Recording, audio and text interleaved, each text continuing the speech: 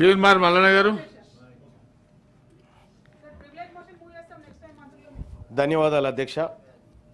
Budget ప్రసంగం పైన budget అంశం పైన మాట్లాడేటువంటి అవకాశం కల్పించిన తమరికి సార్, ఇవాళ తెలంగాణ రాష్ట్ర ప్రభుత్వం 3 లక్షల పైచిలుకు 3 లక్షల ఆ తర్వాత 4,000 ధన్యవాదాలు అధ్యక్ష.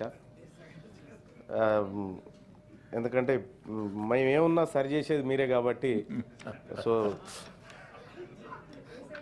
3,04,965 కోట్ల రూపాయల బడ్జెట్ని 2025-26వ ఆర్థిక సంవత్సరానికి తెలంగాణ రాష్ట్ర ప్రభుత్వం ప్రవేశపెట్టింది అధ్యక్ష.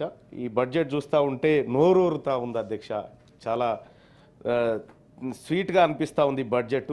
అయితే అధ్యక్ష, నాకు ఈ సభ సభ్యుడిగా నాకున్నటువంటి ఒక హక్కుల ద్వారా మిమ్మల్ని తమరి ద్వారా ప్రభుత్వాన్ని రిక్వెస్ట్ చేస్తున్నా అధ్యక్ష. ఈ 3,04,965 కోట్ల బడ్జెట్ ఏదైతే ఉందో ఇది మొన్న మనం లెక్కబెట్టిన 3,70,00,000 మందికా లేకపోతే 4,20,00,000 మందికా? ఇది ఒక్కసారి క్లారిటీ కావాలి సార్. ఇది ఎందుకంటే సార్ నాకు ఇంకా కన్ఫ్యూజన్ సార్. నాకు ఒకవేళ 4,20,00,000 మందికి అయితేనేమో నేను వేరే మాట్లాడతా సార్, ఒకవేళ 3,70,00,000 మందికి అయితేనేమో వేరే మాట్లాడతా సార్.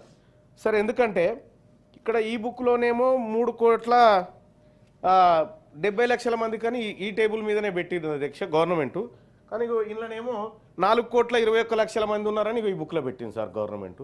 ఈ రెండిట్లో లేదు కరెక్ట్ సార్. మమ్మల్ని తప్పుదో పట్టించింది ఏ బుక్ ఒకసారి దయచేసి తమ ద్వారా తెలియజేయాలి సార్. ఎందుకంటే ఈ బడ్జెట్ 4 కోట్ల మందికా 3,70,00,000 మందికా? ఈ లెక్క తెలిస్తే ఏదానికి ఏదనేది మాకు కన్ఫ్యూజన్ పోతుంది సార్. ఈ రాష్ట్ర ప్రభుత్వం ఈ పుస్తకంలో తెలంగాణ రాష్ట్ర జనాభా 4,21,00,000 మంది ఉన్నారని ఈ బుక్లో చెప్తా ఉంది.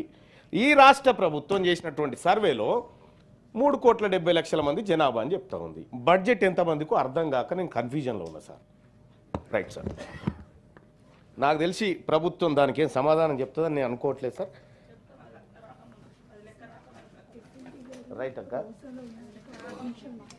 మా అక్క చెప్తే నేనే సంతోషపడతా, మా సీతక్క చెప్తే సార్. ఇక 2024-25 బడ్జెట్కు సంబంధించి ఇదివరకు దాకా అంటే రాష్ట్ర ప్రభుత్వం నుంచి నాకు అందిన లెక్కల వరకు సార్, గత బడ్జెట్లో 6 గ్యారంటీల కోసం 53,196 కోట్ల రూపాయలు